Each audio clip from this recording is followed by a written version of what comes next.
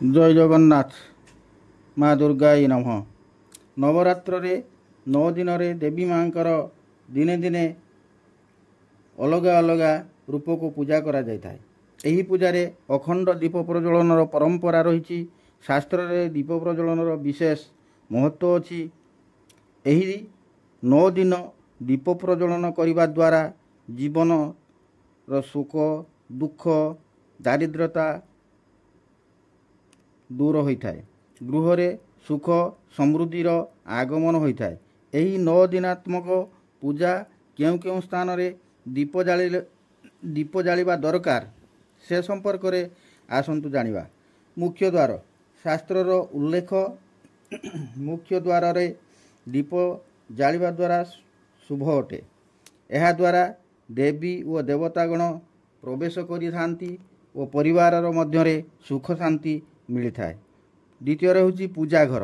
पूजा घरे बा मंदिर रे एवं पूजा स्थान रे दीप जालिबा उचित। यह द्वारा घरे सकारात्मक शक्ति संचारित होता है। तृतीय होची रोषेई घरे। रोषेई घरे नवरात्र रे रोषेई घरे दीप जालिबा द्वारा माँ लक्ष्मींकर आगमन होता है एवं लक्ष्मी माँ प्रसन्न होती। घरे अंततः अभाव अन्न अभाव रु दूर होता है। तुलसी चौरा। चतुर्थ रे तुलसी चौरा।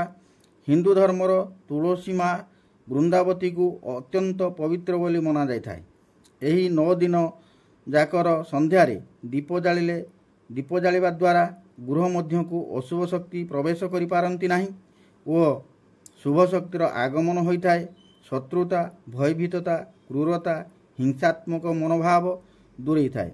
शेष में कहवाक चाहूँगी जदि 9 दिन जाक दीप जाली न पारती तेबे षष्ठी पाखरु नवमी पर्यंत जालंतु। देखिए निश्चित अशुभ ग्रह दोषरु मुक्ति मिलिबो। निश्चय थरे देखि परीक्षा करंतु। मु एतिकी कही विदाय नेउछि। जय माँ दुर्गा।